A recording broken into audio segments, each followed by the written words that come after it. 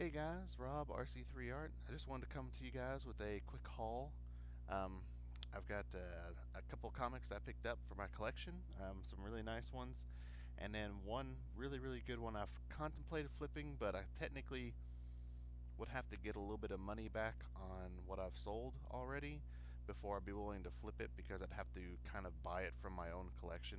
So if that works out, we'll see what happens. I'm not sure yet. I'm probably going to keep it just because of what it is, but I haven't decided. It's still kind of flip flopping back and forth because I don't want to cheat. I don't want to cheat on my own show that I started. Um, so first thing I'm going to go with is I got a Witchblade, a number 19. This is a Turner cover. Of course, it's not a popular Turner cover, but it's still Turner, and I always try and pick up anything I can of Michael Turner, especially if I find them in the cheap bins. I thought it was going to be cheaper than it was. It was in the dollar bin, but I went up there and they said, yeah, it's still $2, and I was like, okay, whatever. I'll just go ahead and pick it up.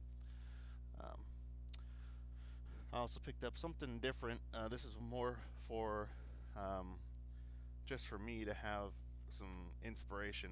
I picked up this thing that was inside a Wizard magazine called it's a Wizard exclusive Wizard sketchbook cliffhanger, and it has um, three different artists in there. Primarily, it has J. Scott Campbell in there, which is one of the reasons I picked it up.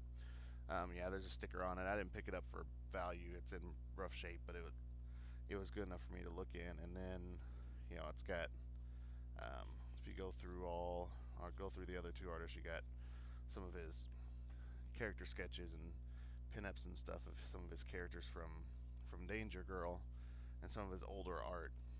You can see how his art's become a little more stylized since then, but it's still pretty cool. Yeah, get all that stuff in there. Just a few pages. Good inspiration to look at. And for cheap 50 cents, I was just like, I'll just pick it up. It looked like it was in one of the wizards. Sometimes they have stuff like that. I have one wizard that I still don't have opened yet that has a Michael Turner thing like that in there. I think it has issue 0 of Fathom in it. Um, Another thing I found, um, I actually got this and two other comics at one of my book and music exchanges. They have a big box, about 5 or 6 long boxes full of comics. Um, they're 50 cents each, or you can get three for $1. So I found one in there. It's just an older comic. It's in rough shape, but it's just cool to have. It's like kind of right on the border. I think it's an early Bronze Age, maybe late Silver. I've got to double check the date on it, but an old The Phantom, Wallace Charleston, 20 cents, number four, number 48. It's in, it's in, you know, the front's kind of jacked up a little bit. It's in so-so shape. It was just fun to pick up. It's always fun to pick up kind of older comics. They had another Phantom, but it was destroyed, and I didn't pick it up. Um, I also picked up in the three for $1. I picked up 3 comics. I picked up a Red Sonja 66, pretty cool cover. Nobody, nobody that I normally collect, but it was just cool to pick it up. I usually like to pick up Red Sonja. Been kind of a Red Sonja fan for a long time, so I'll pick up Red Sonja whenever I can. Um, Still hunting down her first appearance. My dad does own it in his collection, but I don't have it in mine, so maybe one day I'll get it from him, but we'll see. Otherwise, I'll get my own. Another one I picked up, it's a dollar reprint. I've yet to figure out um, if this is still considered another print of it or if it's just a separate on its own, but I picked up a Hush. As you can see, it's the dollar reprint. I don't know if the zoom's going to work on there or not, but um, it's one of their dollar reprints. I looked around on eBay to see how much it was going for when I picked it up. I couldn't even find it. I've yet to find this version. I found other versions, but I've yet to find this version. So not a big deal. I have the graphic novel. I just picked it up because if I do find it on eBay and it's going for a couple of dollars, I might be tempted to sell it, but we'll see. Um,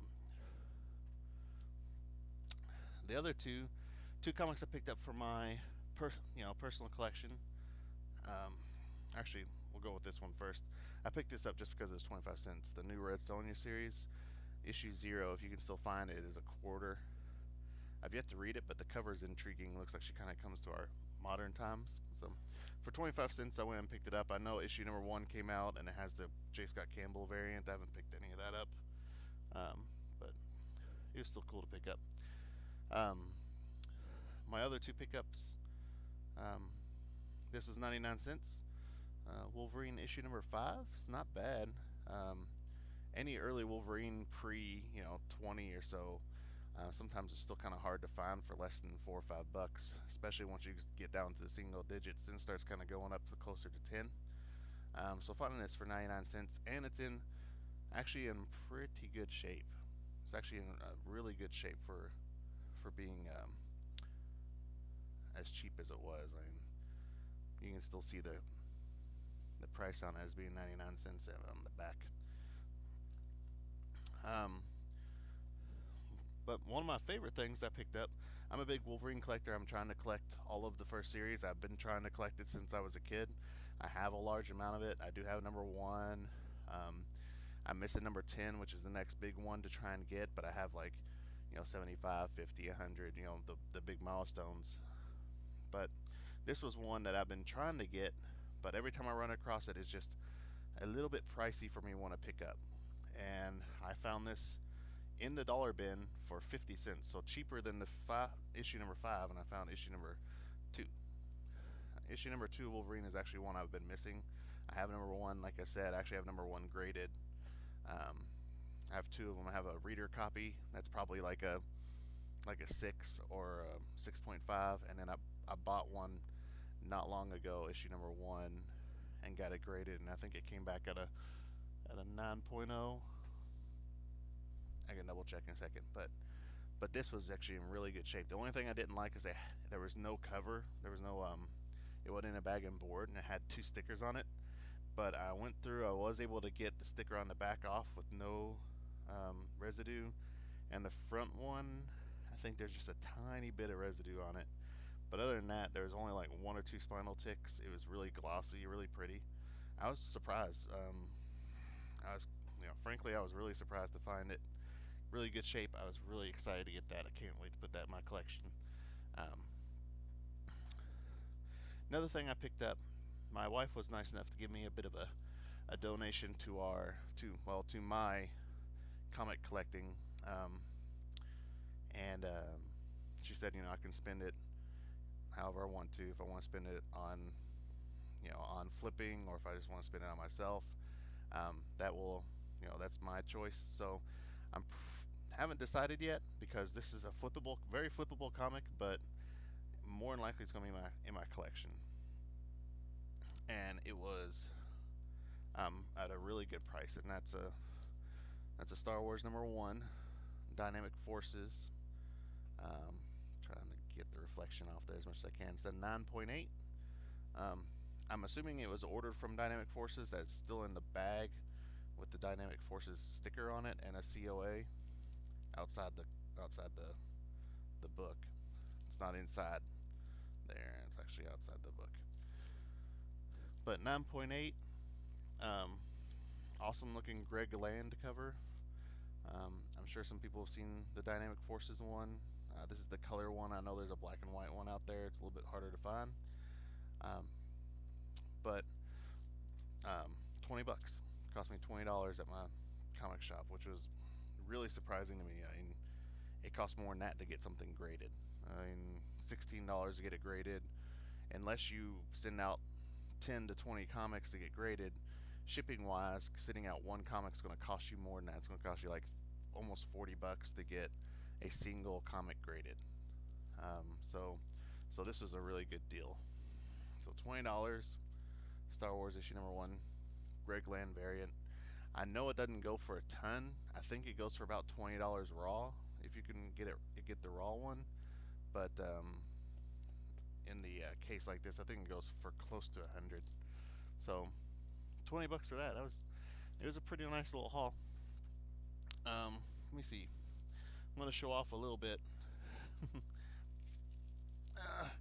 just for anybody who's keeping track. Um, where did I put it at? There it is. Yeah.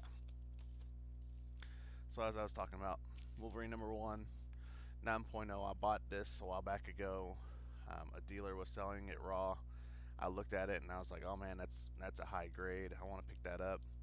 I talked them down. I think I picked up for, I want to say 20. Picked up for $20. Wolverine number 1 a couple of years ago, and yeah, and he did me a good deal. He was selling it for 35. I offered him. Um, he was selling it for 35. Um, but he had like a certain percentage off. I got it down to about 25, and I told him, I was like, well, I've only got um, $20 in my wallet. Will you take 20? And he said, yeah. So I took it, got it for 20, and then I immediately went and got it graded like a couple months later. I was hoping I'd get at least a 9.2 out of it, 9.2 or 9.4, but a 9.0 is still good for me. It's a really awesome looking comic. Looks in great shape. Um, Definitely a great collectible for a big Wolverine fan like I am. So, and I probably won't ever get Wolverine number 2 graded, but it is in really good shape. It probably at least a 9.0 as well. Last little bit before I sign off here, because I like to show off. Or show off a little bit. A couple other graded comics I have. I'm very proud and happy to own is Star Wars number 1. Had this since I was a kid. My dad gave it to me out of his collection. He knew I was a big Star Wars fan. And when I was a kid, I had the VHSs, and my VCR was in a consistent cycle between all 3 Star Wars movies, I think, and a couple other movies like Tombstone and a couple others. But Star Wars was almost always around for me to watch, and I watched it a lot. And so he gave me this first issue Star Wars, 30-cent regular cover. It's not the reprint; it's the actual first print. And even after it being up in my dad's attic and then him giving it to me, 8.0, still a really good grade. I will always take something like that for. Last thing but not least, this comic I have had before. If anyone saw me, I think it might have been on my previous channel, but I want to sign off with this. There have already been rumors and talk that there's going to be a new Witchblade series. So most people know to pick up the Cyblade She issue number 1. That's her first quote unquote appearance. It's actually a pin-up, so it's kind of her first appearance, but not. So take it as you will. But I got this at a really good price a few years ago, and this is definitely one to keep an eye out on. This is Cyblade She number 1, but this is the special preview teaser variant. Exact same cover, just blue in the background. You'll only see a couple of these on eBay. They're really hard to find and in decent shape. And as you can see, I got mine at a 9.6. So I was hoping for a 9.8. Apparently there was something on the back, like a fingerprint or something is what it said, that knocked me out of the 9.8. So I was like, oh, I can deal with it. A 9.6 still good. It's the special preview. I think it came out a month before. Yeah, I think it's a month before the actual first issue came out. So this predates the first issue, which some people will call this the true first appearance of Witchblade is in this one. So I'll let you see that really good.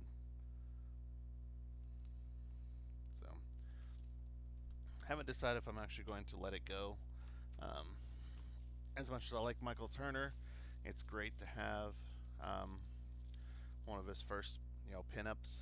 Problem is, pinup's not on the cover, and it's not his art on the cover. It's Silvestri's art on the cover. So one of those things that really I'll never really see. So I've been back and forth about whether or not to keep it, especially as it goes up in value. If the Witchblade thing turns out, which we've had a series before, and it it did okay for a few episodes, and then it started to crash really hard. I think you can find it, on DVD for pretty cheap nowadays. So that is all I got for you guys today. Thanks for staying tuned, watching me. I know I'm not the most exciting person in the world to watch, but I'm trying to work out it better, get a little less camera shy, a little more out there, working on trying to get some better equipment so you guys can hear me better and see better sights. Comic boxes are always fun to see. Those Most of those are my dad's. There's only a few like down here. Those are mine. Everything else over here, and then another set of full shelves over there is my dad's stuff, and he has a lot, which I've been going through because our hope is to, or at least my hope is that we'll eventually get a booth at a convention and start selling some comics here or there, getting some stuff together. I would love to have a comic shop eventually. Me and my dad might have a comic shop eventually, but we'll see how that works out, especially with me focusing on my art a lot too. So, but thanks for listening, guys. It's been fun. Stay tuned. Keep an eye out for some more episodes of my comic flipping and hunting, as I try and get some more money in to flow in from eBay. Right at the beginning is going to be the slowest. I believe it's just, you've got picking up little bitty tiny issues and trying to build off a small margin until I start getting, a bigger margin of cash where I can pick up bigger comics. So, catch y'all later.